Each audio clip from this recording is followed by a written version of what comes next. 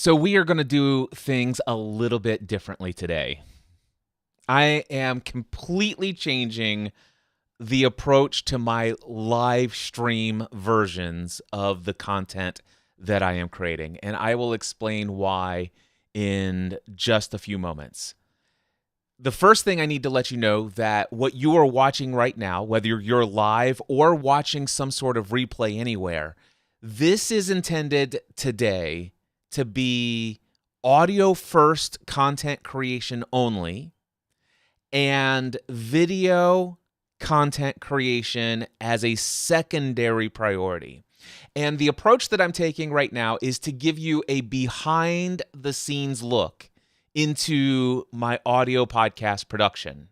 Now, I may take a recording of this, the video recording, go in and edit, like for example, this part out, and various other parts where I might make a little blunder here and there, pause for edits later, and in post-production, I may edit something together, delete the live stream version of this, or maybe just keep it up as titled as a live stream, but then upload this as an edited piece of video content for my YouTube channel, which would then be video first content, but not with the production standards that I normally have. All of that's going to be explained in this episode. But before I do, I'm doing so many different new things, and I've had some technical glitches lately, and I just want to test out and see what all's working. I'm trying to broadcast out to a number of places. So for example, one thing I know is that I am supposed to be, am I streaming live? How do I find out if I'm streaming live on Instagram? Can I even know that as I am here now? That I don't know how to see if, because okay, so it doesn't appear that I'm currently streaming live on Instagram. So I have to maybe click this go live button. All right, so now I am streaming live, but the folks on LinkedIn have not seen any of this. So what I want to do is I want to look at the camera right now, and then I'm going to go and look over there. And okay, and I have to be right in the center for me to show up on LinkedIn, or not LinkedIn, Instagram. So I'm going to attempt to. I wish maybe there is a way to do that. I could probably find some little guidelines for me to stay in the middle of here. But okay. One thing I can say for sure right now is I do see that I am broadcasting live to Instagram. So this is working. If anybody can tell me on Instagram, are you hearing my audio clearly? And also, can you tell me, can you hear this jingle? So if you were to put a comment in Instagram and let me know, that would be great. If not, not a big deal. I do notice that it is quite distracting to see that video time delayed over there. So I may choose to opt out of looking at those comments. And since no comment immediately came in, I am going to simply minimize that browser and assume that as long as I stay right here, dead center in Instagram, then we're fine. Next thing I want to do is I want to go to LinkedIn and see if I am streaming live.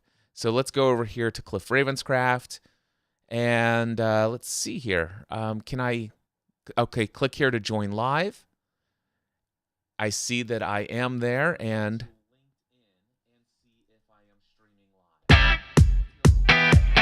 okay, now I'm playing that audio, seeing if it works in there. Here we go. I see that I am there, and I'm just listening to this. Okay, now I'm playing that. Okay, so that came through fine. Jonathan Gaby is actually commenting there on LinkedIn. I see you. He says he's very much interested in this topic now.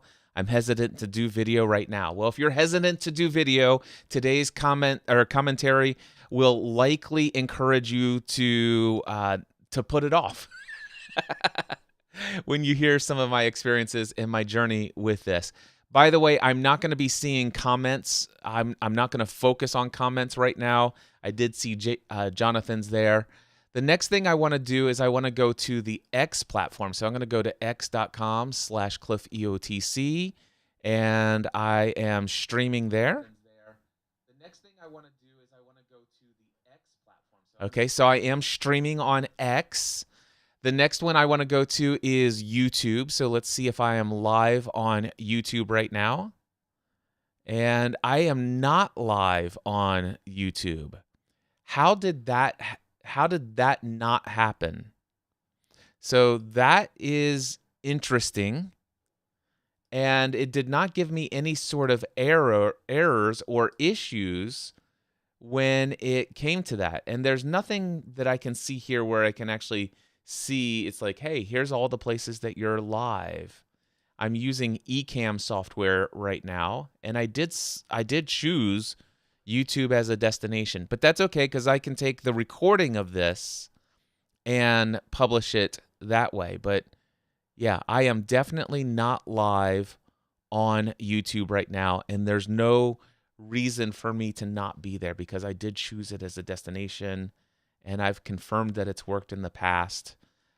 But yeah, definitely not there now. All right, one of the things that I want to do is I want to take this live preview and put it over top of that other live preview. Okay. Oh, where else? Facebook. That's the other thing, because I was having some technical glitches with trying to get into Facebook to stream live, and it looks like I am streaming live on Facebook. Oh, where else? Facebook. That's the other thing, because I was having some technical. Okay, so it seems like I'm broadcasting everywhere but YouTube. So I'm going to write down here. These are, because I said this is behind the scenes. I am going to get to the content creation in just a moment. But this is behind the scenes. So the first thing to note is IG Live equals yes. LinkedIn equals yes. X equals yes. Facebook equals yes. And then I'm going to put X. Let's see here. Troubleshoot. No live to YouTube. All right. So there you go. By the way, I already recognize right here, right now, that doing this behind the scenes approach, the live stream of this, it's not compelling content right from the get-go. And I'm going to get into that in this episode of the Cliff Ravenscraft Show. So I am about ready to go live. Should I figure out, because some of these platforms do provide me comments, and I can actually see those comments, and I do want to see them. So there's that. Let me take a look at these comments real quick before I get started. I said I wasn't going to look at them, but I obviously do want to do this. So I don't want to ban anyone if I do that. Let's see here. Okay, so I think I have that there. Let me see how to roll this comment situation here. So in comment land, we have, let's see here. There we go. Can I move that? So how about right to there? So Jose Escobar says, good morning, Cliff. He also said, okay, well, let's see if we can't fix the sizing of this. Why did that automatically not size properly? I'd like to know that. So what if I do that? It is definitely not sizing. Oh, there we go. Awesome. I'm here with you live on Facebook and heard the jingle. You sound great too. Thank you so much for that, Jose. And okay, so I think I may have this set up correctly now, just in case. All right, the next one is Patrick Simmons says, good morning, Cliff Ravenscraft. Good morning to you, Patrick. Thank you. Oh, wait, Victor says you are here. Just checked. Huh. So, Victor, are you still seeing me on YouTube right now? That is odd. YouTube. I'm going there. I'm going to my channel. and I'm clicking live, and I am not showing that I'm live. But Victor right here with Wise Vic says, you are here, just checked. Can anybody else go to, hold on. Okay, so Victor says, I was on X, but decided to pop across to YouTube to see if you're connected. You are live here. Well done. Well, my browser, I'm not kidding you. I am logged into YouTube on my desktop browser, the same computer I'm using to stream live, so I know the internet connection is working. Let me pull it up on my phone. So okay, yeah. So here's somebody else. Pat Dog 35. Yes, I see you here. All right. Let me see if it actually shows up in the YouTube app. Wow. Okay. So I'm gonna go to me, and let's see, history. So I'm not seeing it there, but let me go to my channel, and it says I'm live. Adding video. Okay, I've been there the whole time. I just didn't recognize the thumbnail that I chose. That's hilarious. Oh my goodness. That is almost embarrassing. Except for the fact I'm not too overly concerned. YouTube equals yes. Troubleshooting complete. I didn't recognize my own thumbnail for this episode. That is so funny. Oh my gosh. And I didn't see the little live button over it. You guys are awesome. Thank you so much. I'm glad I checked the comments at this point. Let me go in and find some other comments in here. We got Jose Escapar says, gives me some fire there. Mark Mason says, good morning. Good morning, Mark Mason. Mark Jeffrey says, hello from the UK. Good to see you, Jeff. And let's see, Victor said all that. Chris Eldridge. Anyway, Chris says, thanks for sharing your wisdom and experience. Well, Chris, thank you. Victor and we're all there. And we got a good old crying face emoji. Wow, that is hilarious. All right, so so I can just delete that. Now I think I have the ability to just do that and that. I'm using my Stream Deck here as well. Wow. Okay. I think I'm ready to begin the show. Now the question is, do I keep the comments here and see them coming through? Because I'm concerned about the potential of bringing, like, the fact that I'm recording live into an audio-only podcast. That is somewhat of a concern. But let's see here. And we are now going to go over to my show notes for this episode. And let's see. I should have filled up my water bottle. I have a feeling like it might be a valuable thing to do. All right. I think what I'm going to do here is, now that I have looked at the comments, I think the best thing for me to do at this moment would be to ignore the comments until the rest, or until this production is complete. And that could be dangerous, because if I have a technical glitch, I won't be able to see you guys warning me of said technical glitch. And given the fact that I had some pretty significant technical glitches recently, it would be worthy to be notified of those things. But it's a part of the flow of the content today. And I am mostly going to be reading an outline.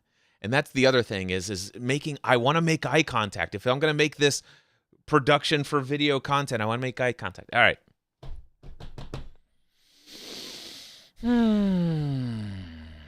Okay, I think we're almost ready. So this is going to be episode 734 of the Cliff Ravenscraft Show, episode 21 of the all-new podcast Answer Man.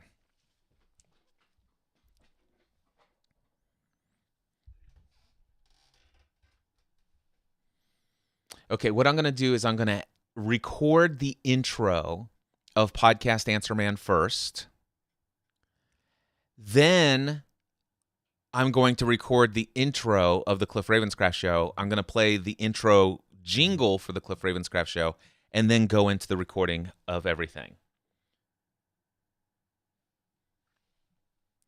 Well, hello and welcome back to another episode of the all-new version of the Podcast Answer Man. My name is Cliff Ravenscraft, and in this episode, I'm going to be addressing the question of, is it worth having a video version of a podcast that you've already been producing in audio-only format?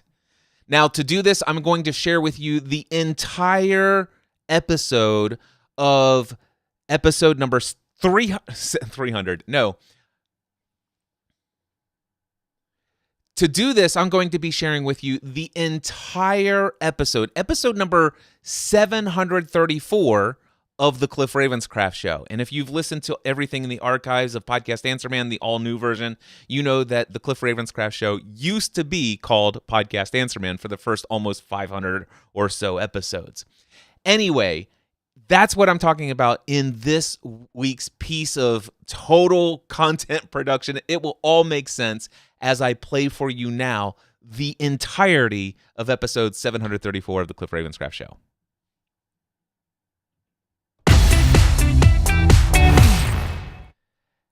If you are an audio podcast content creator, or if you've never created a podcast, but you're thinking about creating a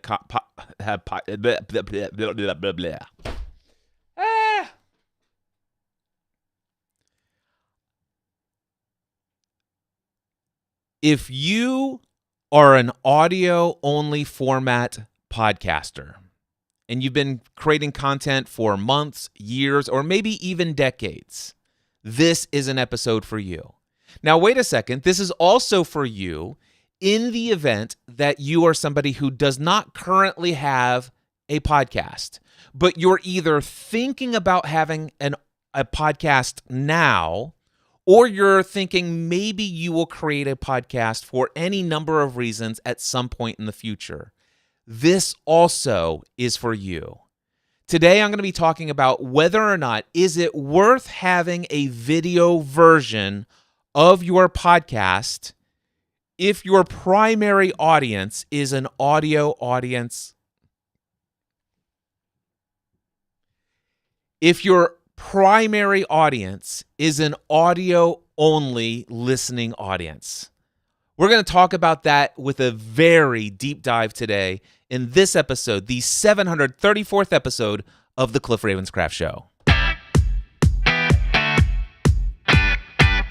Are you ready to take your message, your business, and your life to the next level? Want to learn from someone with more than a decade of experience, training tens of thousands of people from all around the world? Hi, Cliff. This is Pauline from Auckland, New Zealand. John from Calgary, Alberta. Amy Porterfield. Michael Hyatt. Dan here from Dunedin, New Zealand. Ray Edwards. Mark Mason. Mike Stelzner. Pat from Smart Passive Income. It's Darren from Melbourne, Australia. Now is the time to live the life of your dreams and do the work you feel most called to do in the world. Welcome to the Cliff Ravenscraft Show. Here's your host, Cliff Ravenscraft. Welcome back, my friend. I am super delighted to have you for what is likely to be a very lengthy description of my experience with live streams, video production, creating video versions of an audio-only podcast.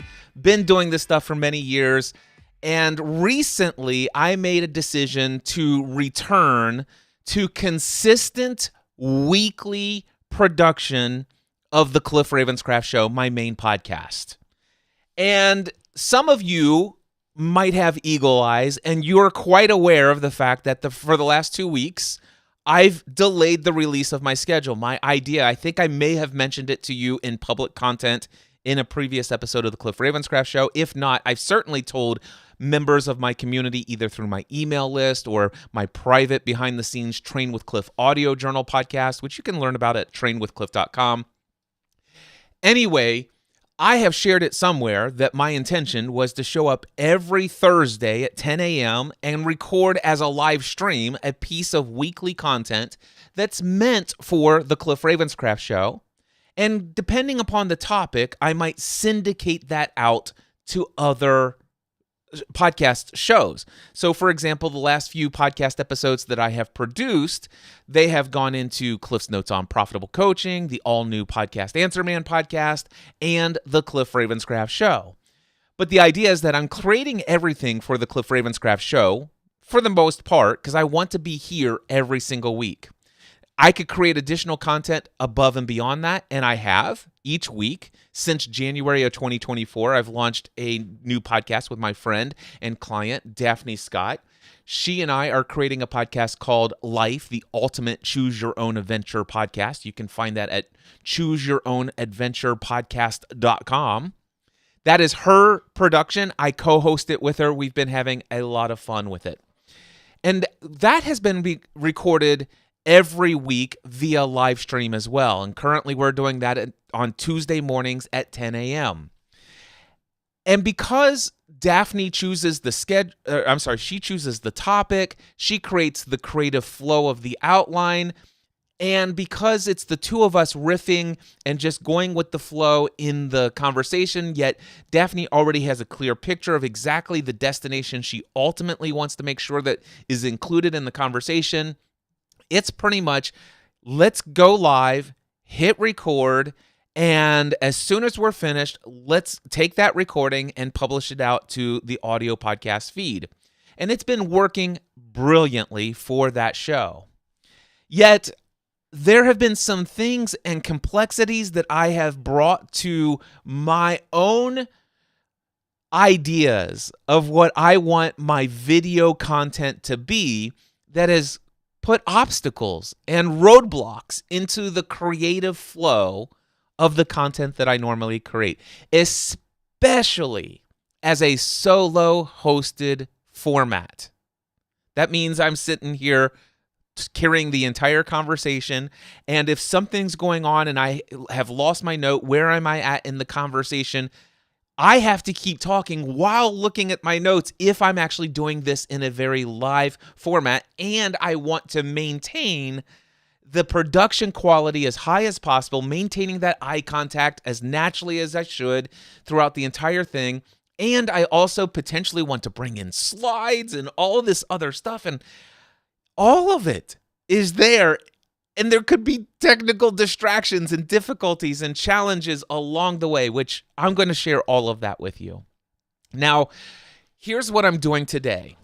Right now, at this very moment, I took a gamble because I have experience with two different live streaming platforms. Now, I have experience live streaming directly to YouTube, directly to Facebook, directly to LinkedIn, directly to a bunch of other things. I have experience with each of those. But what I'm talking about is I have experience with two different multi-platform live streaming services. One of them is StreamYard, which has its own benefits to it. There's a lot of simplicity that goes into StreamYard.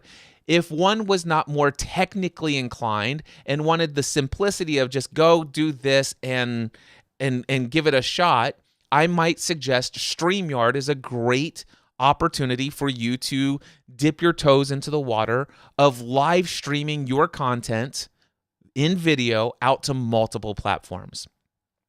I also have experience with Ecamm Live software. Now, Ecamm Live, in my opinion, offers a lot more professional options, but with professional options comes a lot of complexity because I can practically do anything and everything I could possibly dream of wanting to put together into a live stream production. That means that those options are in all sorts of different windows, all sorts of different panels, and its user interface is not... It's not for the the technology timid, or those who are timid of technology. Let's put it that way. Now, I'm a very deeply technical person, and so I don't find it too difficult to go and say, okay, I want to do this. How do I do it? And go search some sort of query on Google or these days ChatGPT or whatever, and say, how do I do this? And boom, instantly it pops up the answer for me. And before I know it, I'm doing it. But for the last, let's just say for the last 6 months, I've been exclusively streaming via StreamYard. And today, I'm not using StreamYard. Now, some of the reason for that is that last week, I went to stream live, multi-platform, and as soon as I tried to go live, I got an error from Facebook that said there was some sort of, like, it seems like there's a scale attack, something login, and I went over to Google search what that code mean, what that error meant, and then all of a sudden it links me to a Meta article in the Meta development user group or whatever forum, and I clicked on that link only to learn that just 5 minutes before that, my Facebook account was suspended. And it says you have so many days to appeal this decision before your account will be permanently deleted. And here's what you do to appeal. And if we don't approve your appeal, you'll never be able to use Facebook ever again. And I'm like, oh my gosh. Thankfully, I am able to control my emotional state. I'm able to stay focused on what's important, what I want to create. And I went live without Facebook, and I worked out all of the details later. Turns out it was just some sort of error. I did actually go in and appeal, sent them my proof that I was a human being, that I'm really the Cliff Ravenscraft behind this profile that I've created all the way back, I think, to 2006, when Facebook was still only available to university students. And so thankfully that got worked out. However, I tried recording this piece of content yesterday. It was yesterday, Sunday, on Father's Day, Wednesday, June 16th. And of course, this was originally scheduled to be recorded live last Thursday at 10 a.m. And that's the whole reason we're here today. That's the whole reason for this piece of content today. So what happened was that I got my account all set up. I confirmed that I was able to log in via Facebook. I even deleted the destination inside of StreamYard for Facebook. I reauthorized it, and I went to go live. And sure enough, it did not go live. It said there was another error. Now, thankfully, I didn't get suspended a second time, but I wasn't able to stream live. So yesterday, I went and streamed live this episode number 734 of the Cliff Ravenscraft Show. Recorded an entire 1 hour thing. Actually, this is not right. Wait a second. What I just talked about, this whole thing where I went in with StreamYard and attempted to do it, I actually was going to do that. And I think when I saw that there was an issue with Facebook, I began to do some research. I did not stream at that moment. I actually did. I went to do some other things. This is starting to get cloudy in my head at this point. But what I do know is actually I did not record on Friday or Saturday. But yesterday, I actually went and recorded something. And that's when I said, okay, well, let's just not do StreamYard right now. Let's do Ecamm. And why don't I just record locally via Ecamm? I'll forget the live stream altogether. In fact, some of my issues that I will go into in this episode had gotten me thinking, is it worth having a video version of my podcast content when primarily I'm recording an audio-only format podcast? And I've been doing it for years and have had such tremendous success in reaching an amazing audience all of these years. Why do I feel all of a sudden that I must create this video version? So I've been deciding, is it even worth it to be out there streaming this? It's added a lot of complexity. And I'll even share more about the complexity that I've added to it, the standards that I'd set for myself that are almost unattainable with the amount of time allotted to it.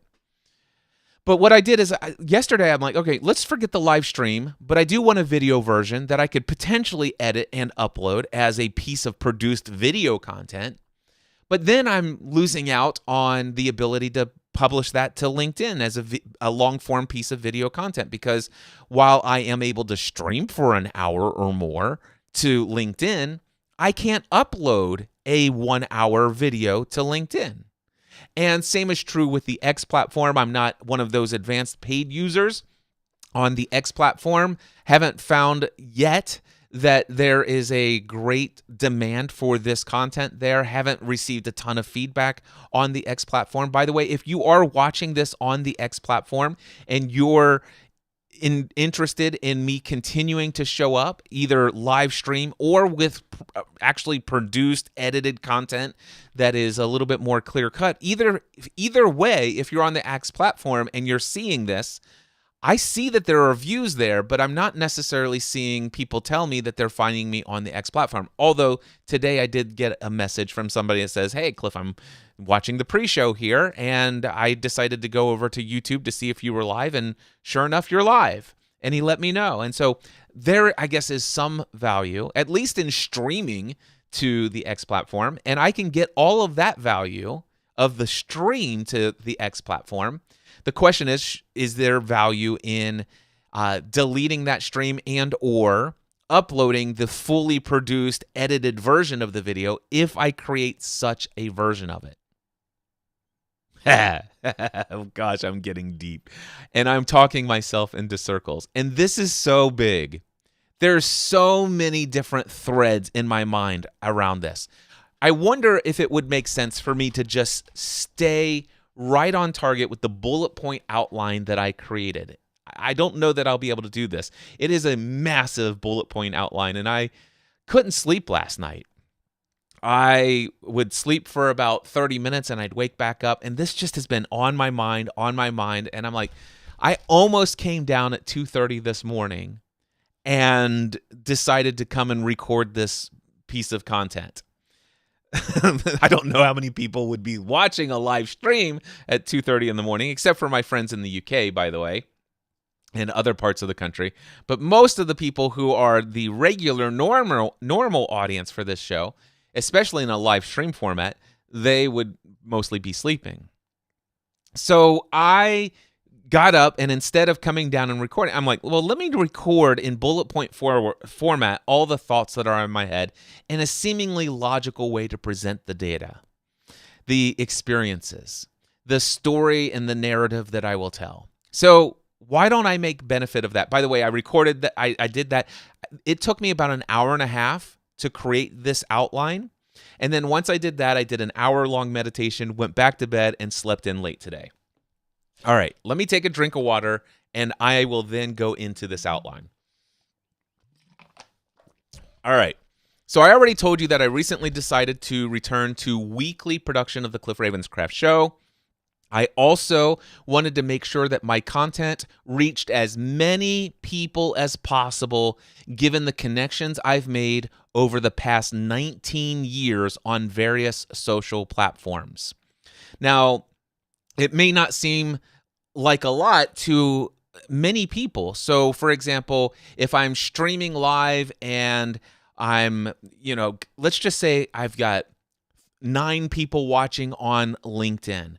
Let's say there are 13 people who are watching live on YouTube. Let's say there are, 7 people who are streaming on Instagram. There are, just a handful of people here and there. Here's what I know. Any one of those individuals could be worth the time, effort, and energy for me to put into creating a live stream video version of me recording content. Because here's something that happened a while ago. I will share with you some feedback. I believe it was Deacon Bradley. And Deacon, if you're capturing this live or you're watching the replay or if you're listening to the audio podcast, which I know that he's out there consuming my content, he can later confirm this for me, but I'm pretty sure this is how we got connected. He had been following my content for years, And one day I was streaming live on multiple platforms. LinkedIn was one of them. And I was streaming live a recording of how to achieve any goal. It was at my 10-step formula for how to achieve any goal. And it was either right at the end of the year or right at the beginning of the year. It was a perfect time to be putting that topic out. It was a very high production value video. It was actually a recording of my Free the Dream session from my conference on this particular topic, and I was there adding commentary via lower thirds, and I was engaging with people in the chat.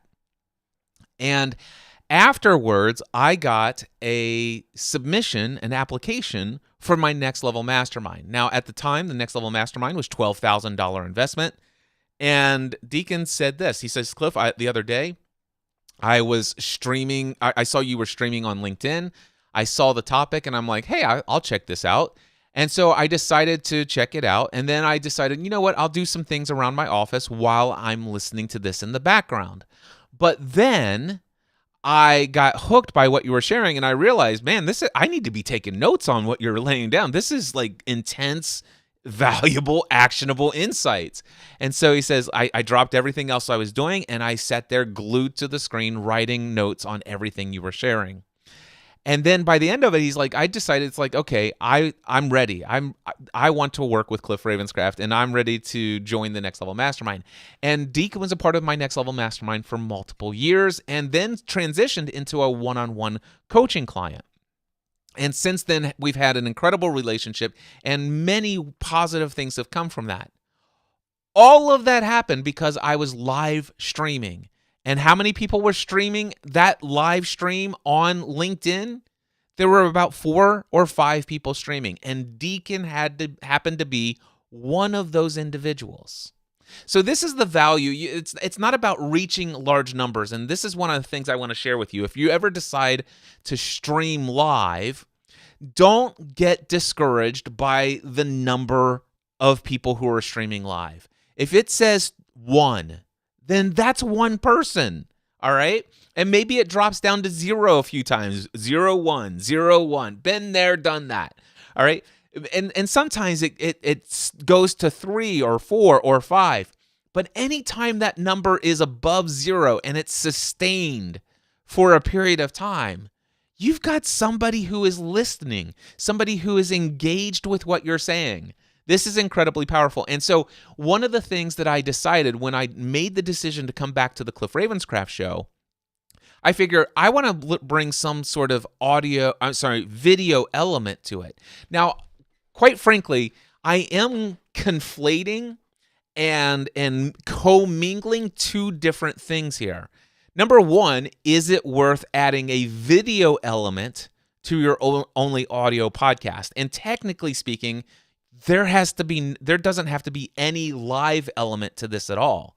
I could simply be recording straight into a video camera or a video recording, and with said recording, I could then take that video recording, I could then edit that exactly the way that I want it, and as long as that audio quality into that video recording was excellent, I can then take the audio of the edited project and then publish it out to my audio podcast episodes.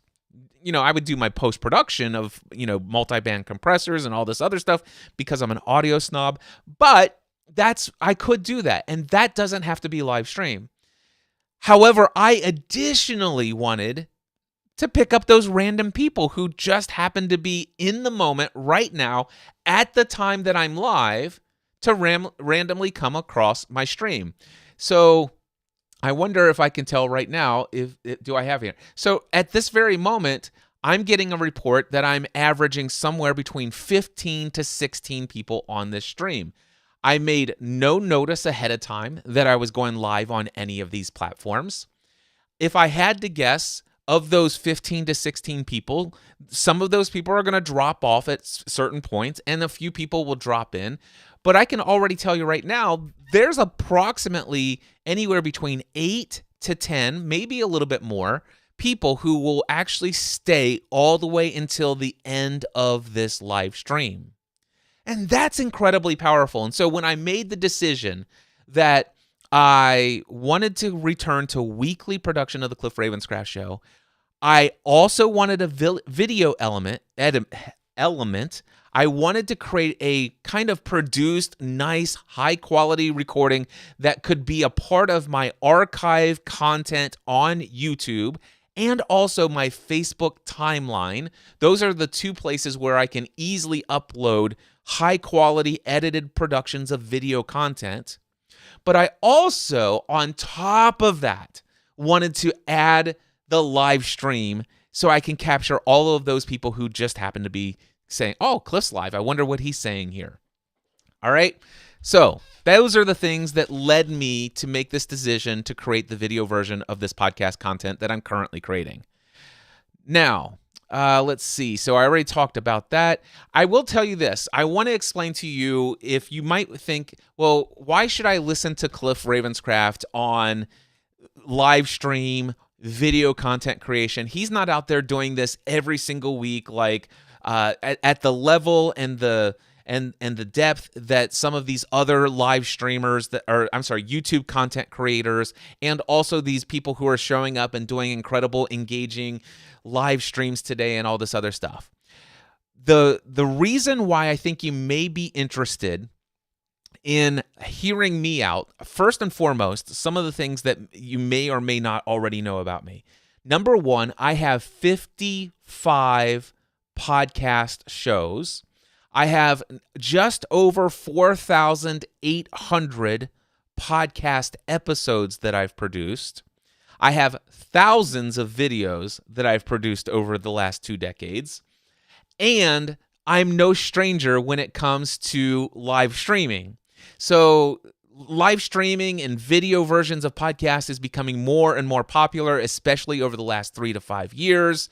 And it's nothing new. It's been around. Video podcasting has been around since the old days. My friend Laria Petrucci used to have geekbrief.tv, was one of the first really awesome, highly produced video podcasts back in the day.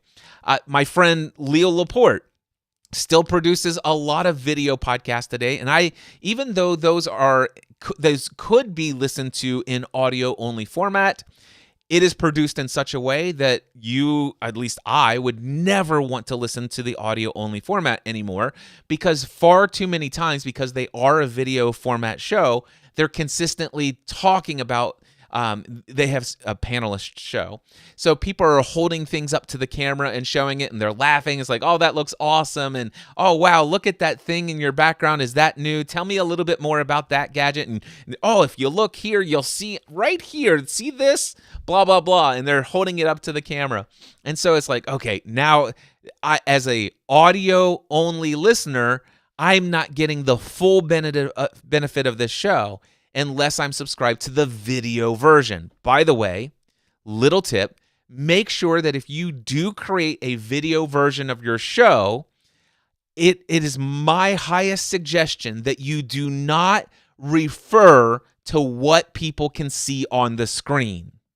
All right? Now, you may have things on the screen. You may hold things up to the camera, but I would encourage you to think about this if you can.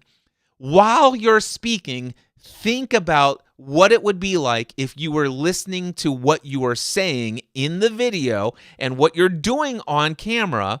How would the listener of the audio-only podcast feel, think, and process what you're saying, given that they are not able to see what you're doing on camera?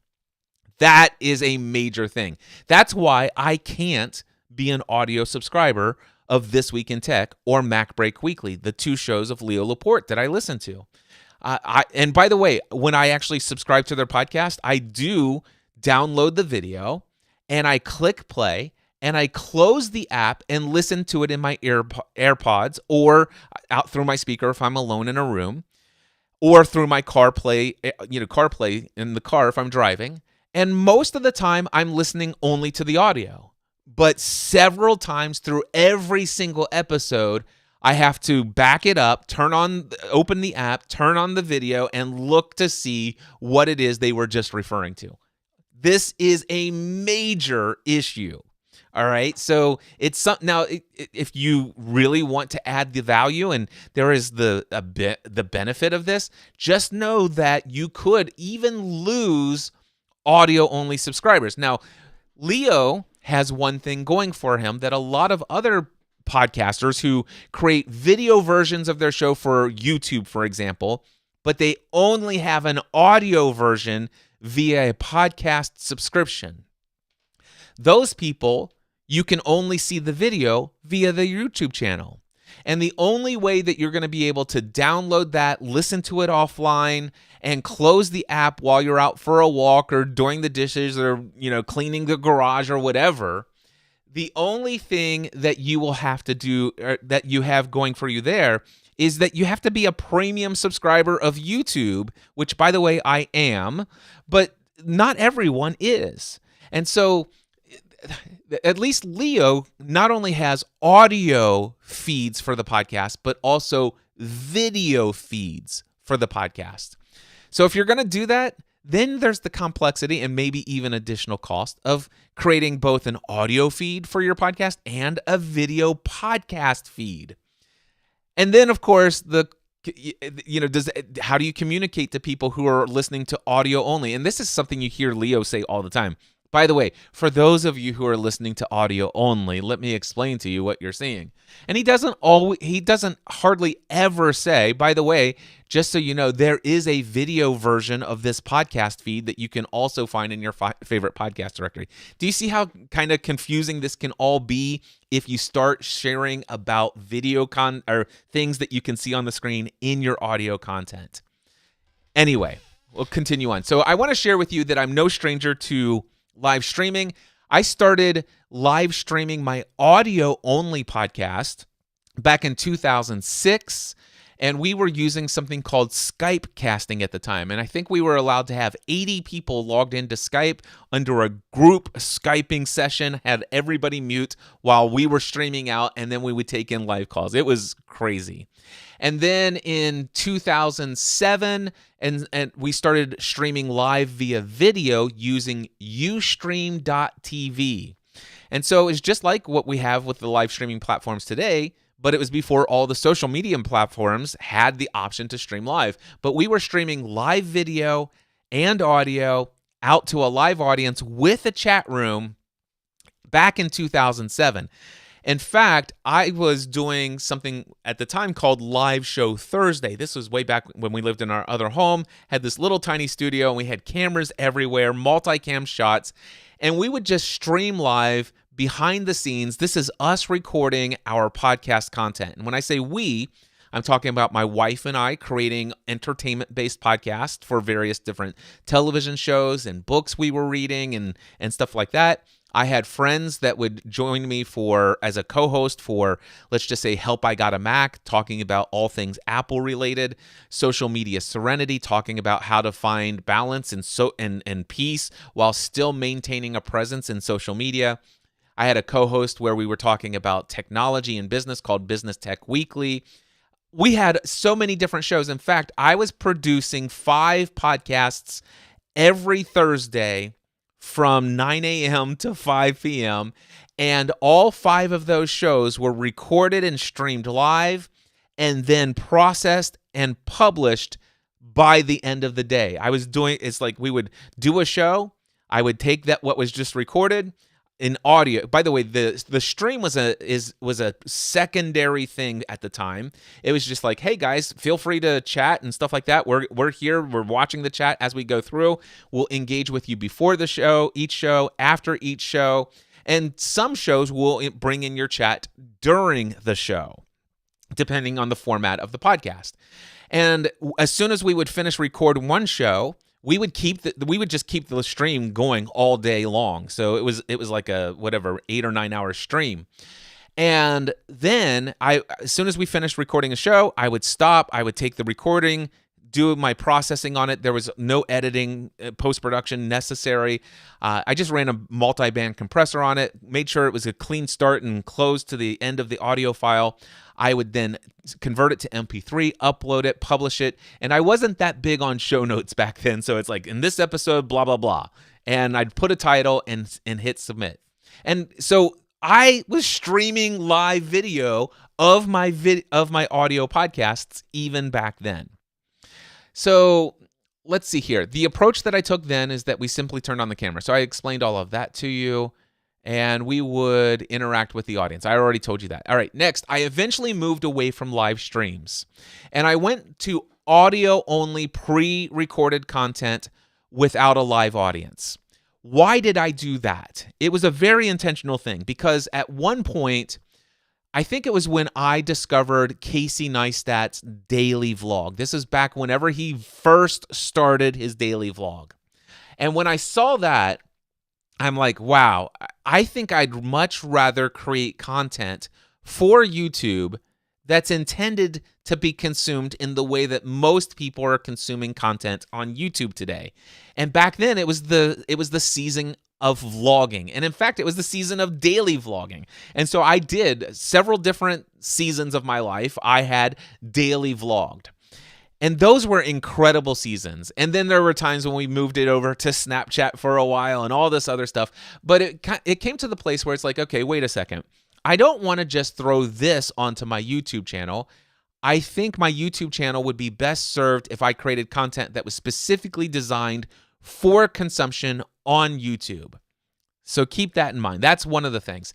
Now, later, I came back to kind of this approach of streaming behind the scenes. So I would go live on my YouTube channel straight to YouTube, and I would say, hey guys, just want to let you know, I'm getting ready to record my weekly show of the Cliff Ravenscraft Show. Back then, it was still Podcast Answer Man. And I would tell them what was going on, and then I would kind of ignore the camera, and I would just record. Kind of like what I used to do on the live show Thursdays, but just for the Podcast Answer Man. And then Stephanie and I would randomly bring back Family from the Heart, a podcast that we started in, I think, 2008. And we would stream those live. And we would do the same thing. It's like, hey guys, just hitting the live stream here. What you're about ready to see is Stephanie and I creating this content.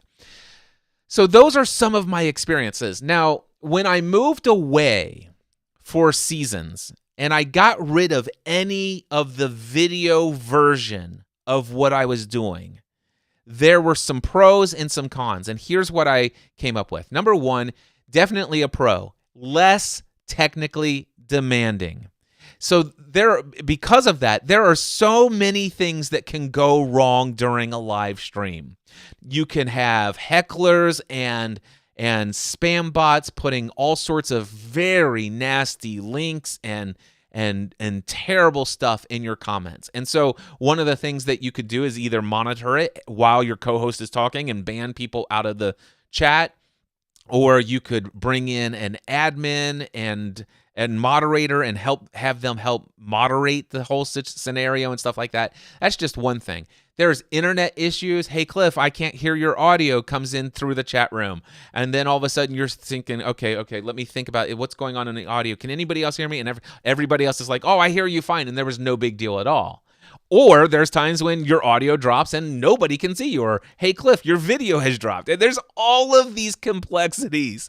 And so some of the pros is that it's less technically demanding. There are less things that can go wrong. There are definitely less distractions. All right. And the other benefit is getting started. Now, I may be the only audio-only pre-recorded without video content creator that ever does this, although I know I'm not. But when I don't stream to a live audience, when there's not a live audience out there, I sometimes have the habit of starting a podcast over and over and over, again and again and again. If I make any flub, any stumbling over my words within the first 10 seconds, 60 seconds, the first 3.5 minutes, heck, I've been known to go 7 minutes into a podcast, lose my train of thought, and then all of a sudden it's like, where was I at? Let's just start it over. I would never do that with a live audience. So, there is something. So the pro of actually, well, how is that a pro? Wait, Oh, so the pro is the audience. No, actually, it's the con of moving away. Okay. All right, so that is not a pro of moving away. The pros of moving away are less technically demanding, less potential things to go wrong, and less distractions. Now, I did have some things that I was missing out. There were cons of moving away from having the live stream element, not the video element, but the live stream element. Because with the video only element without the live stream, I would still have potential. It's still going to be more technically demanding, all this other thing. But the live audience, there's something about knowing that audience is there and is tuned in, is watching you, and it makes me less likely to start over and over and over again. I just make a little marker, go on, and know that I need to edit that in post-production.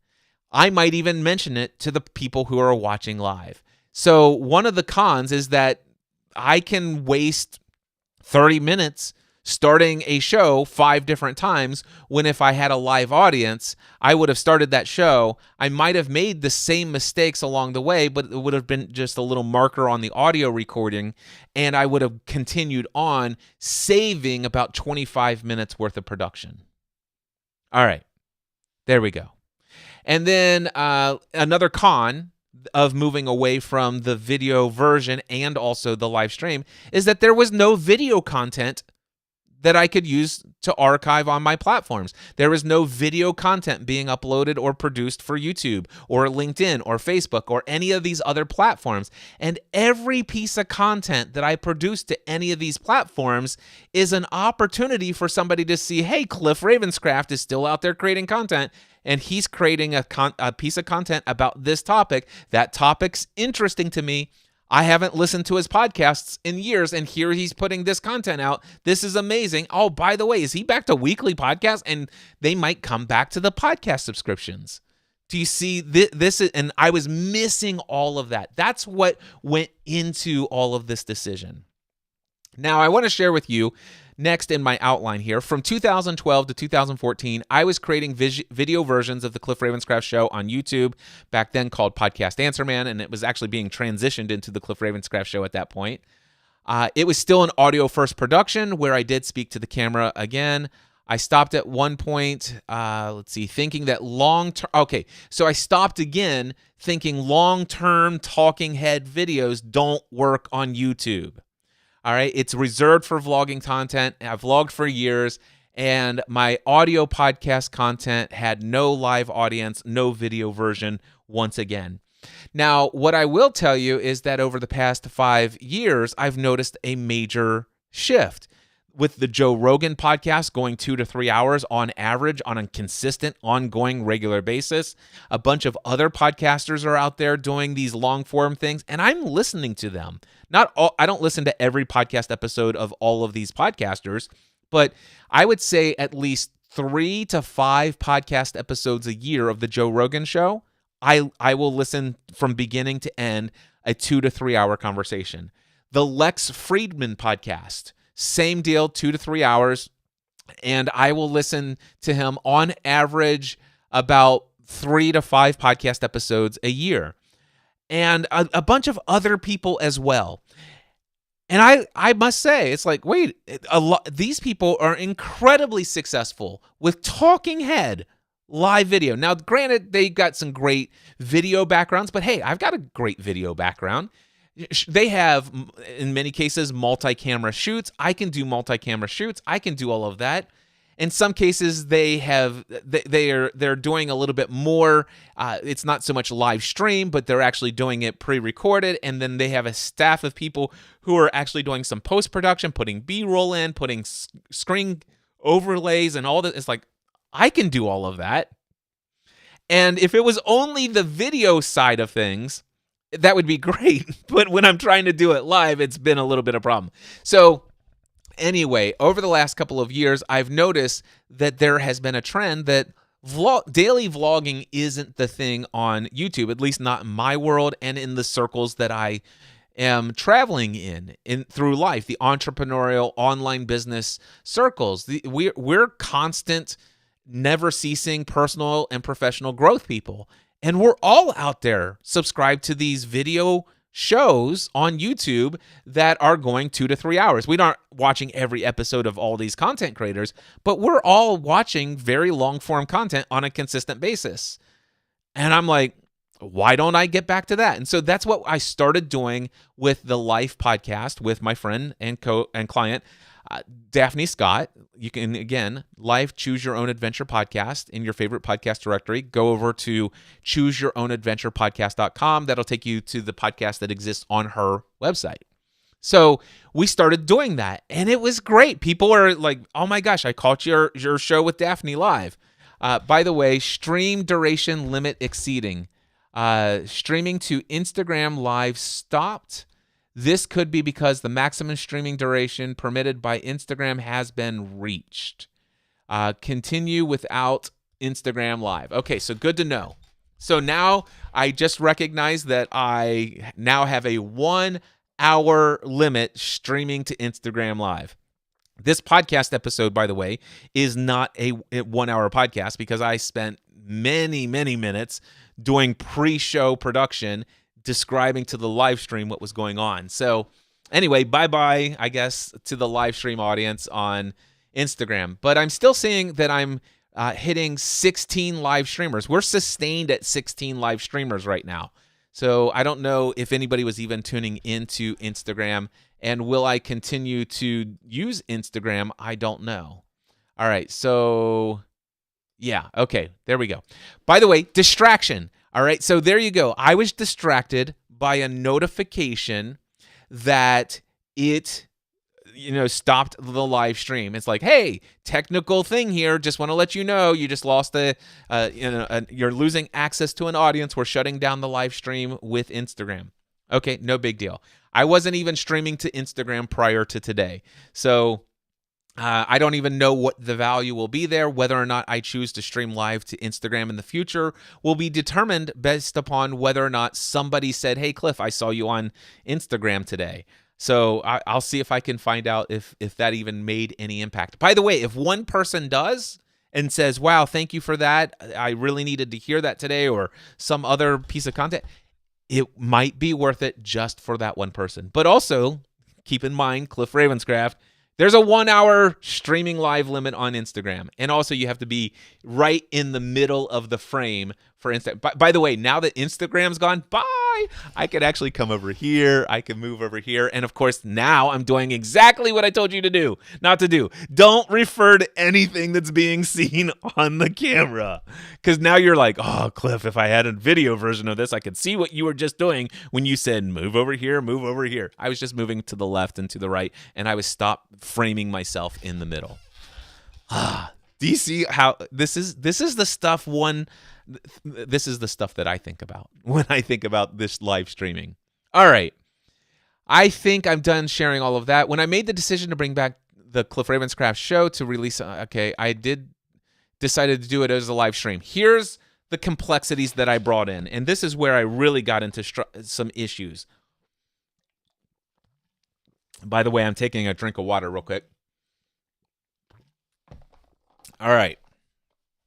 So, when I decided I want to bring back the Cliff Ravenscraft show to a weekly production schedule, I knew that I would try to create content topics that would fit certainly for the Cliff Ravenscraft show, but might also fit some of my niche podcasts. For example, many of the episodes that I create for this podcast will also be a good fit for Cliff's Notes on Profitable Coaching, which you can find, by the way, at notesoncoaching.com.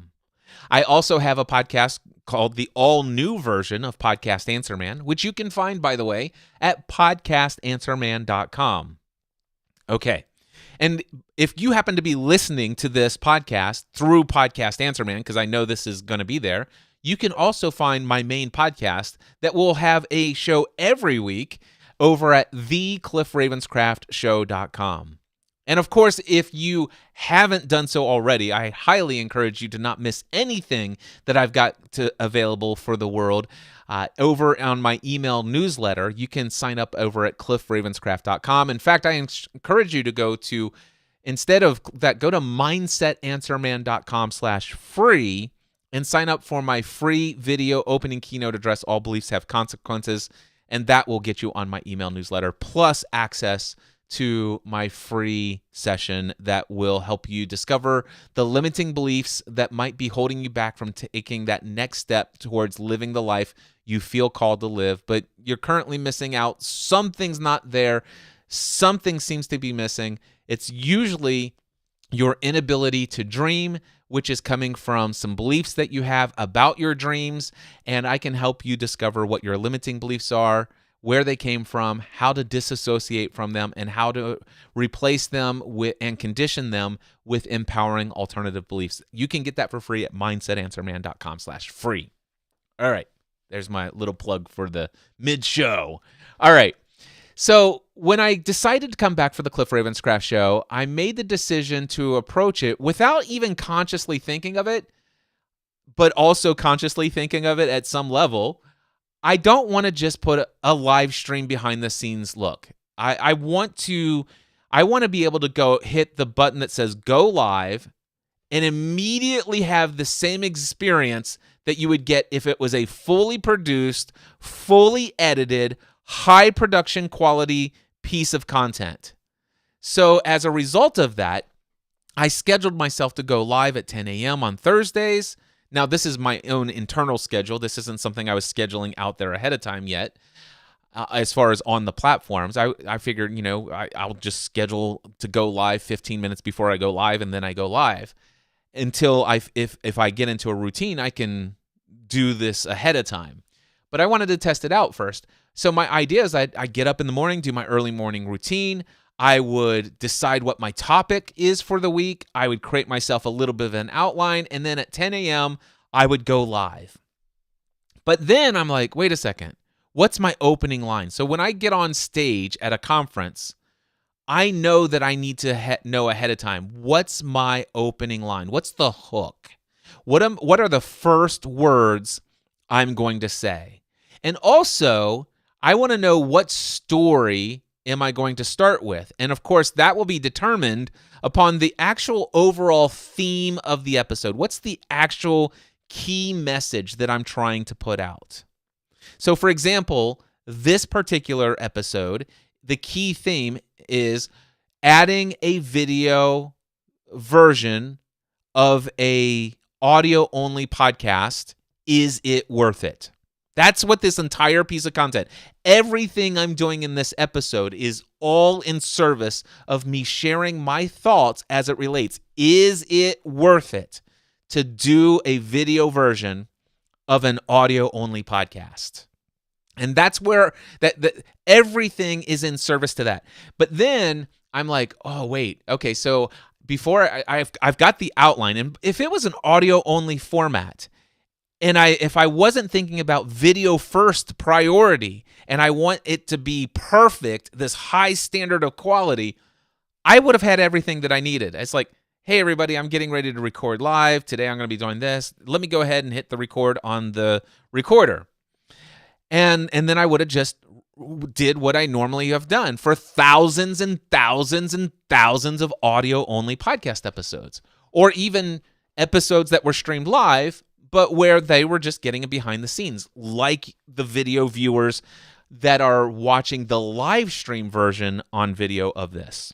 By the way, some people may be watching the edited out version of the video version, where everything before I started this topic, all of the communication to the live stream audience, all of that will be edited out and uploaded as a full-blown video episode. I'm going to get into what I'm doing there in just a moment.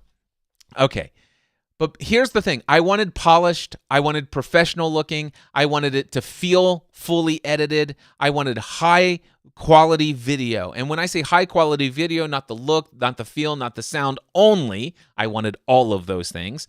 But I also wanted it to have not B-roll footage, but as much as I wanted the screen layout to look nice. I want to create slides and have me off to one side and the slides over here, and almost as though this is the kind of way that I would create a video that is a part of a module of an online course. Or this is the way that I would create content if I was doing a live training or a live webinar or a live workshop online. This is the level of quality that I was thinking that I would create this content. But that idea wasn't there when I decided to record streaming live every single Thursday at 10 a.m. No, what happened the first week that it was Thursday morning that I had this scheduled, I chose my topic in the morning, went to the gym, worked out, came here, all the stuff ready to record. And it's like, oh, I should create a thumbnail. Oh, I should create this description. Okay, this is great. Let me go schedule that live. Oh, you know what I could do? Okay, I don't want to just riff on this. I could bring in a presentation. Let me go create slides. Next thing you know, it's like, okay, well, let me decide what slides to do. And oh, by the way, can I just say, let's create a thumbnail. I don't know about you, but I can obsess over some thumbnails.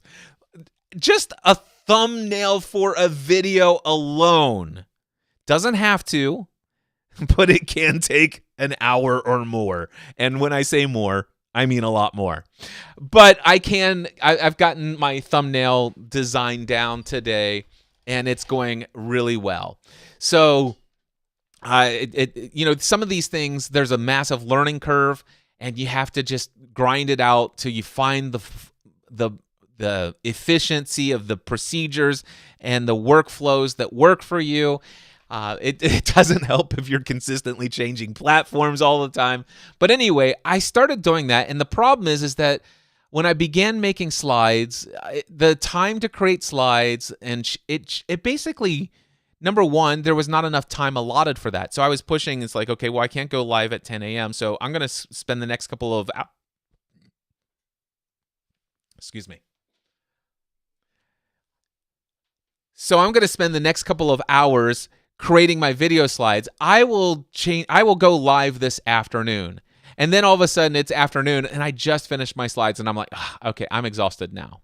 And so, okay, I'll stream live tomorrow. And then I would go to stream live tomorrow. And I did. Tomorrow would be a Friday instead of Thursday. And then when I actually did it, I'm like, wait a second, this is actually changing the feel of the content. Now, don't get me wrong. I think the most recent episodes of the Cliff Ravenscraft show have been incredibly powerful. I'm looking back here. Last week's episode number 733, Let's Put an End to the Myth of Overnight Success. That was an incredibly powerful piece of audio content. It was well thought out, took a lot of time, effort, and energy, and I put the same level of energy into outlining that content and creating slides that I would for a video that was a lesson inside of a module, inside of an online course. In fact, I think it may end up being a module in a course for my updated version, because I have an online course right now called Building an Online Business, and I'm thinking about recreating that as a full-blown first format or first thought of this is created for an online course version, whereas right now the Building an Online Business course that I have is a video camera set up in the back of a workshop where I'm teaching this live to people who are here in the Next Level studio workshop space that I built in our home. So anyway, that is a incredible piece of audio content, but really what that episode is, it's the audio of a video training. That's exactly what it is. By the way, if we go to episode 730, so that was 733. Episode 732, the week before that, From Shiny Objects to Steady Progress, leveraging what you already know. This is also at the level of a video training. It's the audio of a video training for what I would want people to think about when it comes to introducing a new marketing strategy, adding a new product offering before you've kind of ironed out some things of the other product offerings. This is the episode 732 will be a part of my all new version of the Building an Online Business program. And I think it's great, except for the fact that I can't create that every single week while also doing all the other stuff, not with the time that I've allotted to it. The next one, episode 731, the top 3 online business mistakes I've made over the past 4 years. Great piece of audio content. However, it's the audio of a video training. Go look at youtube.com/CliffRavenscraft and go look for those episodes in my YouTube uploaded videos and click play, and you will see the insane level of quality production that I wanted to live up to every single week. But I can't create video course material for the Cliff Ravenscraft Show every single week for the rest of I don't know how long, not within the amount of time allotted to it, especially when, quite frankly, I want to actually create video course content on a different topic that not every one of those are going to be put into the Cliff Ravenscraft Show or Podcast Answer Man. I need to have some content in my course, right? That you haven't seen and or heard or have the access to. But the other thing is that there are courses that I want to make, and I have not been getting around to creating that material because I'm putting all of that creative energy just to have a video version of the Cliff Ravenscraft Show that meets my standards. Today's content totally dropped all of that and says, okay, I'm going to go back. I'm going to live stream. I'm going to say, hey, here's the topic. Here's the description of what I'm covering in this piece of content. But the first 3 minutes, 5 minutes, 10 minutes, maybe just hanging out, talking with you on the live stream before I finally start recording. Now, from that point forward, I want to actually create and keep this flow going from the beginning of the show with as little post-production required. At this point, there's only 2 or 3 markers that I've put on the audio recording, and as a result of that, it's going to be very easy for me to turn this into an audio production. And when I'm doing that, because it's audio first, am I going to go into the video recording of this and edit it there and then use the audio from the edited video? Or will I do what I had to do last week when I was using StreamYard? Remember, I'm using Ecamm Live today. Now, StreamYard, the reason why I had to do something unique, different last week, so I was doing all of these slides, and these slides were being overlaid on top of my live video and audio, streaming out to StreamYard. Now, StreamYard records that fully produced piece of content. However, that recording that StreamYard has compressed audio and compressed video, but compressed audio. So the audio quality coming from me to StreamYard, the recording of that fully produced video that has the video slides overlay and the video background and all the other fancy stuff that I put into those last 3 episodes, to that video, I could download that and I could edit it, but I can't take the audio of that and put it in my podcast content, put it out to my podcast feeds because of my audio snobbery. I have a very high standard for audio production, and the audio quality just isn't up to the standard. Now, do I think it's fine for a video version of this content? Yes, because the video kind of makes up for the subtle loss of consistent quality of the video, of the audio. So there's that. Now, technically speaking, StreamYard does allow me to record the local recording of what my Rodecaster Pro is sending into my into StreamYard. And it will record a local version of it, and it stores it on their servers, and I could have downloaded that. But that local recording of my audio video feed that StreamYard did when I was streaming live, I could use that, but it doesn't have any of the overlays. It doesn't have the background that was there. It doesn't have me off to the side with my slides over to the right. It just doesn't have any of that production. So last week, what did I do? There were several edits that needed to be made. And what I did is I downloaded the version from StreamYard, and I had my version of audio, and I used the markers in my audio recording, and I went and found every little piece that I had to clean up the audio and where I restarted something over again or something like that. And every edit I made in audio, I had to go into my video editing software and find that spot and make that edit there as well. Now, did I have to? No, I didn't have to. But I did it because I wanted a fully produced, fully high production thing. Now, one of the things that I could do is say, listen, I don't want to put the slides on. Now, if I don't want to put the slides on, I could use StreamYard to stream live and say, hey, I want to stream to all these platforms via StreamYard. And by the way, I also want you to record local video and local audio so that I can do that. And I'm going to record my audio here on my Rodecaster just as a backup because I'd like to have that just in case. All right. But then if I'm not using any slides at all on the screen, then I would be able to just take the video version, and that was the local recording from StreamYard, download it, bring it in my video editor. I could make all of the edits, clean up all of the spots, take off all the stuff in the beginning, all the way through the end, and just that. Then, once all the edits are made, I can export the audio of everything that's left. I can then run that through Adobe Audition, do my audio compression magic on it, Cliff's secret sauce, save that back out as a WAV file, bring that back in, and replace the original video audio with the new compressed version. Now I can, what do you call that? I can actually process that video, let it process in the background.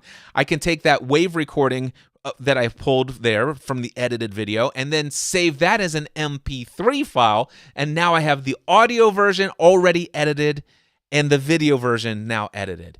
But I couldn't do that over the last couple of weeks because I was putting slides up on the screen, and those slides were only available and shown on the StreamYard recording, which is like, So here's the other thing that I thought. It's like, okay, well, what if I decide, first and foremost, my first question is, do I just drop video?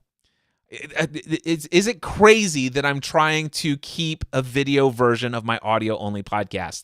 I love the fact that I've decided to come back here and create the Cliff Ravenscraft Show on a weekly basis. I am thrilled I made that decision. So many reasons why I want to do that, and I'm committed to that.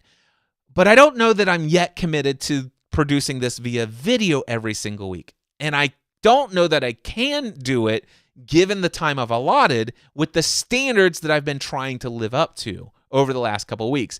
It's been a great learning process, all of this other stuff. But do I even want to? And this is what I was losing sleep over.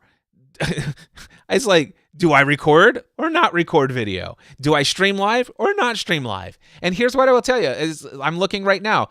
I'm fluctuating between 21 and 22 live stream viewers right now.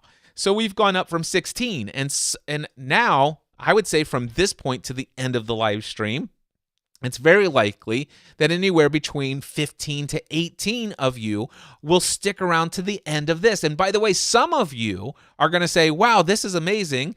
I want to go back and listen to the beginning of this. And you may actually, once the live stream is over, immediately hit and watch the replay. So, or you may actually say, hey, Cliff's got the Cliff Ravenscraft Show back. It's been years since I was subscribed. And when he's decided to just do this inspired content only and he's not there every week, I unsubscribed. So you might resubscribe. It's like, okay, I don't want to lose that. And occasionally, I want to sometimes put video overlays. Sometimes I want to create something that would be worthy of a video that could be put into a course inside of one of the modules of a course that I'm creating.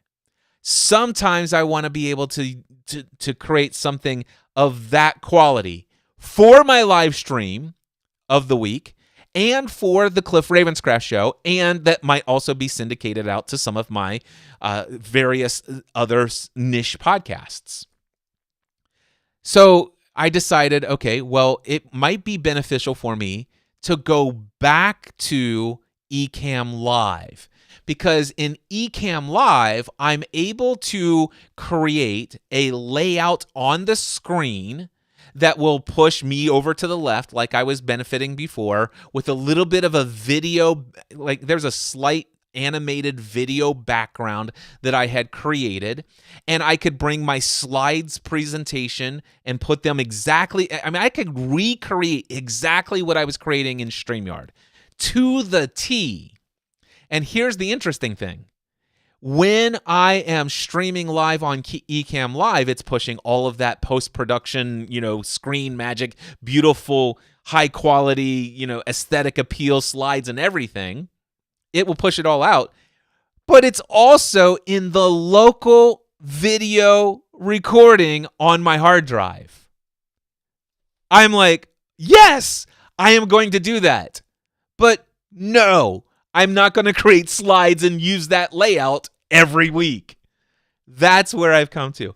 Do you see how much all of this is like, wow. Okay. So, yeah, that's what has been going on. And I've shared with you already, I believe, at the beginning of this, some of the technical hurdles that I've had. And what I want to do is I just want to share with you what my decision right now is, and then I'm going to give you recommendations for you to consider. Whether or not should you even consider video when you could benefit from either continuing on with an audio-only format podcast, or if you're thinking about starting a podcast, just go straight audio only. All right? So I'll get to that in just a moment. But I'm going to tell you right now where I currently feel like I'm landing. All right? So this is what I plan to do. I plan to once a week record a piece of content for the Cliff Ravenscraft Show. I'd like to benefit from all the benefits that come from having a video version of the Cliff Ravenscraft Show as well.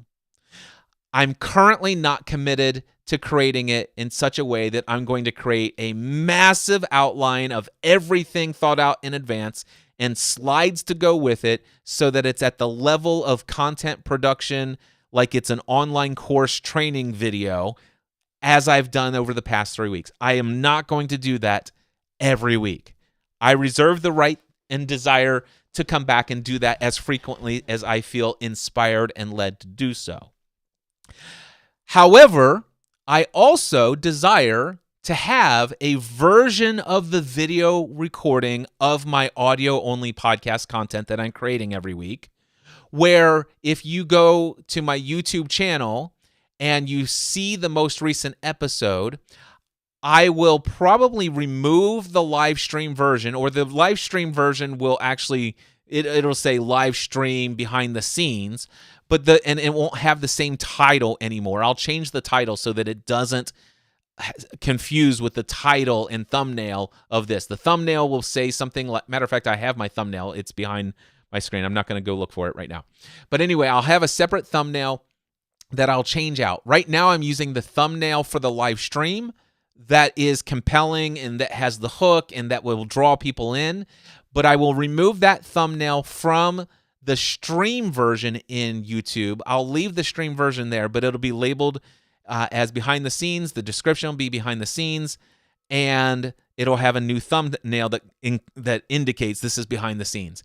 But I'll take the edited video version, whether it has slides or no slides, talking head only. But as soon as you click play on that video in my YouTube feed for the uploaded version of it, it's straight to the point. There is no talking about, hey, I'm doing this live. This is behind the scenes. This is that. It may just be a talking head video like I'm doing right now, talking to the camera, but I'm primarily recording this as an audio first podcast, and it just goes the way it is.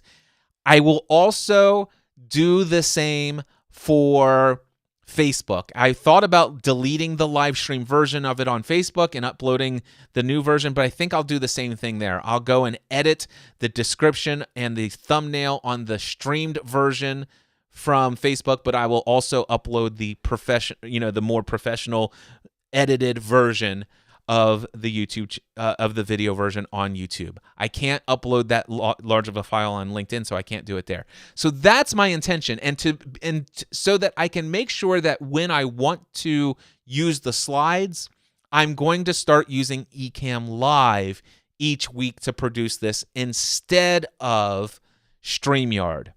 Now, the other thing that I want to do is I want to look into there's Ecamm Live now has the ability to bring in Zoom guests instead of the guesting way of doing things before. I may try that with my friend Daphne, and I may move away from StreamYard altogether. Not because I'm upset with StreamYard. I just don't need both platforms.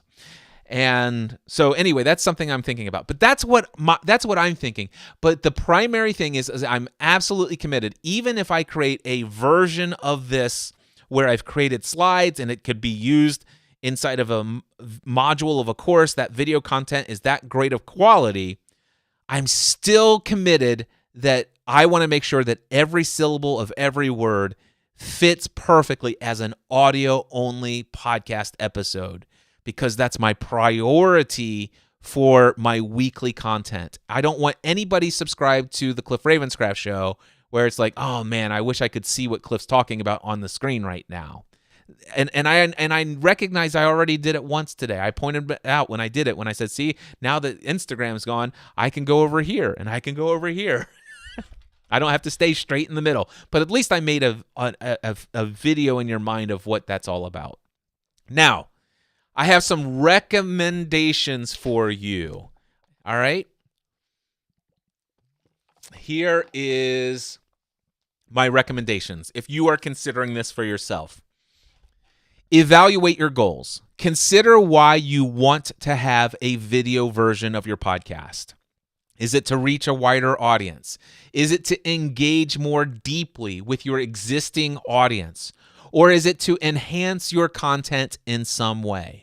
Are there things that you can do only in video that you can't do in audio? Which, by the way, I would challenge you on your thoughts on that if you think the answer is yes. I once had a guy who was a professional chef, had a massive following on YouTube, and he's like, Cliff, I can't see how I can translate what I'm doing into audio. And I said, would you be interested in some thoughts on that?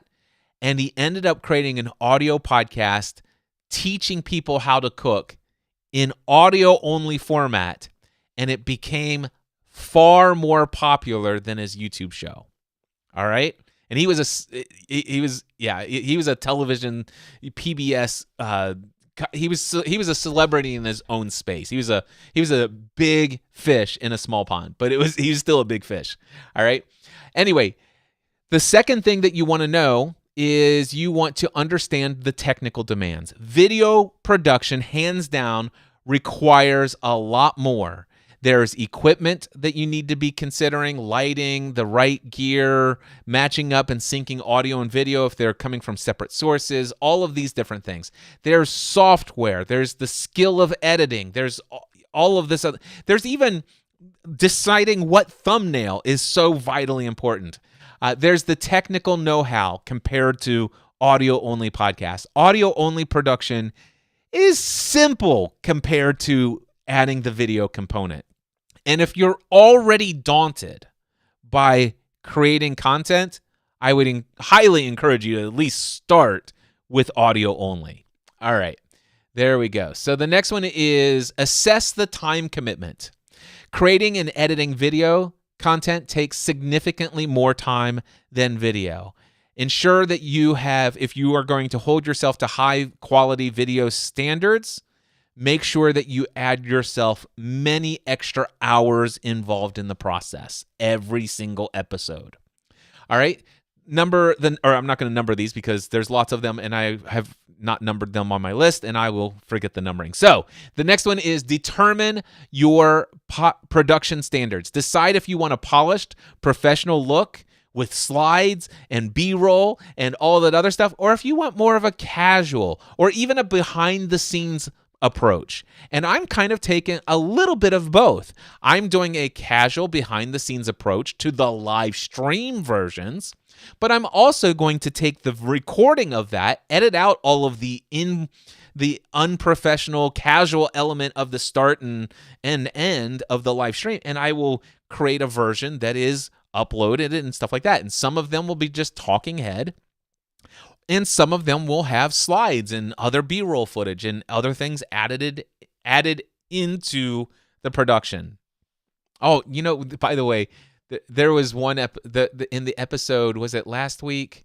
I think it was last week, The Myth of the Overnight Success. Don't quit your day job prematurely. One of the elements, when I played the audio clip from Michael Stelzner's podcast with Seth Godin, in an audio-only production, to include that in the audio podcast, if I did not have any video element, it would have taken me 30 seconds to go find that audio file, and when I'm ready for it in the show, to play it, and it would have been recorded right in and all this other stuff.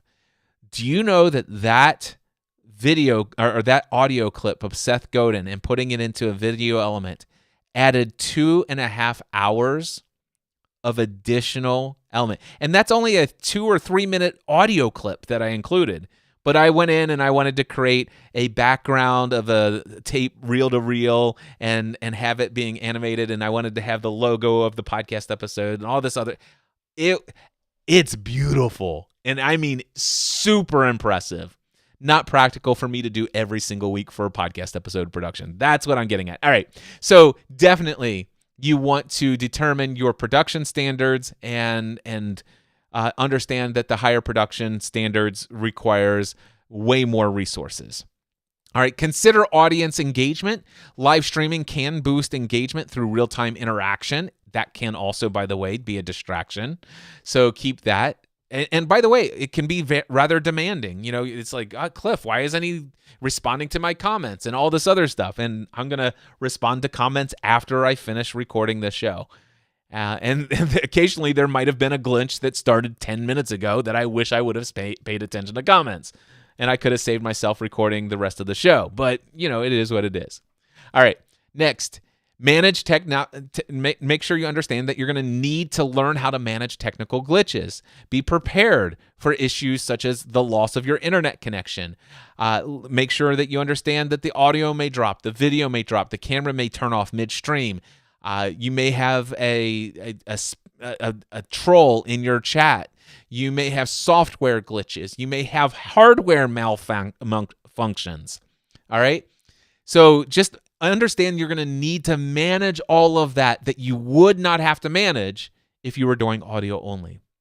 Then you want to consider, do I want to manage multiple platforms? Do I want to balance this out? I mean, if I have the option to stream to LinkedIn, to Facebook, to YouTube, Instagram, the X platform, do I want to pick up those additional people? And I'm looking at the live stream, still streaming right now, 20 people. Streaming live, consistent right there. I'm reaching you watching live right now. I would not have this benefit.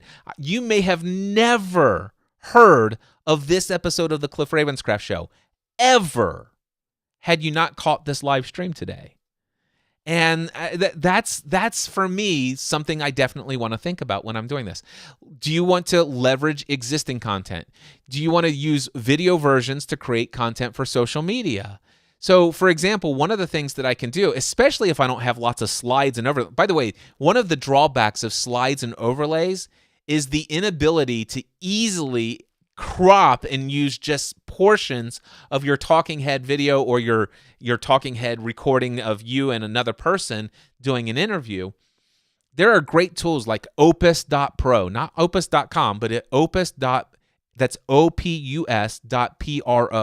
Opus.pro, you give it a link to your YouTube video, and by golly, it will go and analyze it and create all of this amazing AI generated. Here are some great clips. Here's some ratings that we give to it. This is why we think it's great. Here's our captions that have been doing it. We've cropped it in this way. We can add B-roll. There's amazing things that are out there.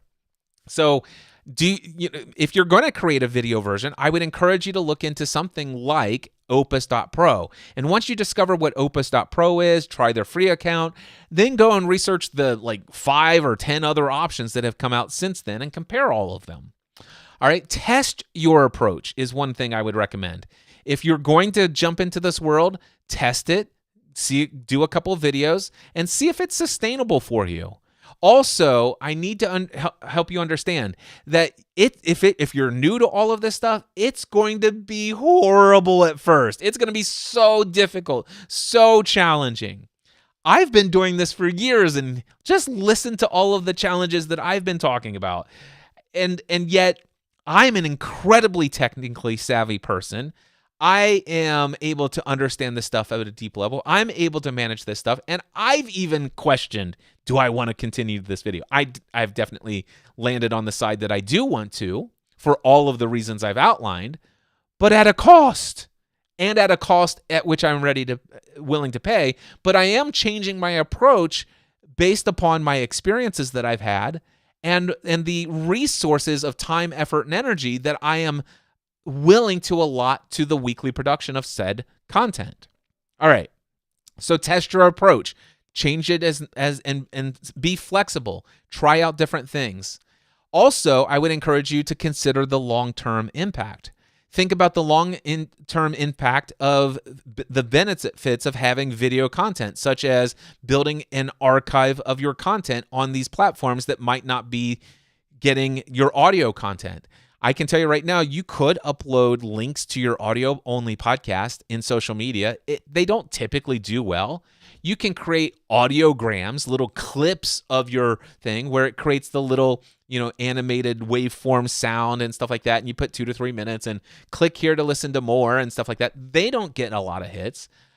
However, the video version of your content does seem to get more engagement on social platforms. So consider the long-term format of having an archive. I mean, go to facebook.com/CliffRavenscraft and just look at my timeline, and it will communicate something to you about me, my consistency, who I am, the value that I bring to the table, the level at which I show up, the consistency at which I create content. There's a story that's being told by all of this content that you see there. Same is true on YouTube, same is true on LinkedIn, same is true on X, and all of this other stuff. So think about the long-term impact. And then, is it valuable for you to consider your audience's preferences? This is a challenging one. All right. You might think, obviously, what I want to do is make sure that I understand, what? Some people enjoy the simplicity of audio. There are other people in my community out there who would appreciate the video element. And so I really want to think about and give the best that I can to all of those people. And so I really want to think about my audience. And I am all in on thinking about your audience. However, I want you to make sure to never put that over the top of your own sense of well-being and your own personal preference. Let me share with you what I mean by that. Reflect on whether or not you enjoy the process of creating the video content. Now, chances are, if you're just starting out, you're not going to enjoy you're going to have to give yourself time to enjoy it.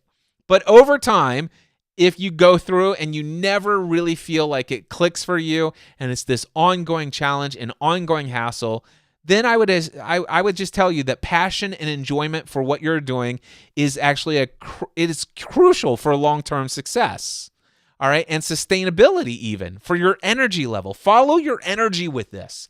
What I will tell you is that I love being live. I love being on camera. I don't love getting ready for it. I don't love being on camera only to find out that I forgot after lunch to floss my teeth and I still had some cilantro from Chipotle in my teeth the entire time.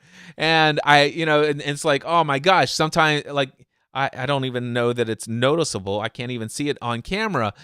But here I am referring to you right now. It's like yesterday I was doing something around the house and cleaning out this exhaust fan, and the attachment to my shop vac is heavy and fell off, and it knocked me right in the head, put a little red mark on my head. It's like that's going to show up on video. Now I actually see that. Now I see it. It looks like a little what do you call that? The Voldemort scar. Ooh, that even sore when I touch it. But there's a little tiny red mark on my forehead. And the other thing, by the way, I shaved on Friday when I attempted to do this live stream. And Friday's I don't have any scheduled calls. I should have had this thing recorded on Thursday. But here it was. I waited until Friday. I needed to shave. And so I shaved and came down here, and I'm going to do this. And then I decided to move it to Saturday. It's like, oh, well, okay, we're going to Columbus on Saturday. It's like, okay, well, let me just move it on to Sunday. And then I moved it to yesterday. And then yesterday I had a technical issue, a hardware issue with my Rodecaster. And if I was recording live, I would have been available to fix that right in that moment. However, I wasn't able to fix that right in that moment because there was nobody streaming live that I was streaming live to tell me that my audio was sounding like a robot. And when I finished recording yesterday, great recording, I went and listened to the audio and the video recordings, and the audio sounded like a robot. It's like, oh, there's that glitch again. I should have, and I had actually tested it 2 or 3 times before, but because I wasn't streaming live, I started over many different times, and something happened in the situation where ultimately it broke everything. And the actual time that I went through and did the whole thing from beginning to end without a live stream audience, it all sounded like a robot, and it was useless. And then I went out, and it's like, okay, so I'm recording it today. All right. So now here on Monday, and you know what I had to do? I had to shave again. I didn't have to.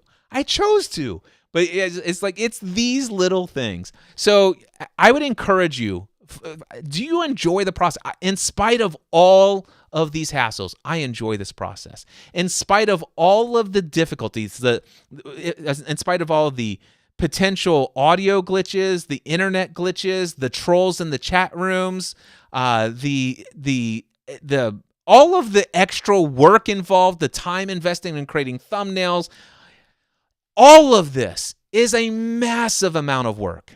And yet I still enjoy showing up on the video. The question is can I do it in such a way that it will fit within the amount of time that I'm allotting? By the way, I want to leave you with this quote from Howard Thurman. He said this: don't ask yourself what the world needs. Ask yourself what makes you come alive, and go do that. Because what the world needs is people who have come alive. And I have always modified this in my mind. Hey, as a content creator, don't ask yourself, what does my audience want me to create? Now, there is value in asking that question, but not to the exclusion of asking yourself this: what content do I create that makes me come alive? In what ways, in what formats do I create content that really allows me to tap into that flow state?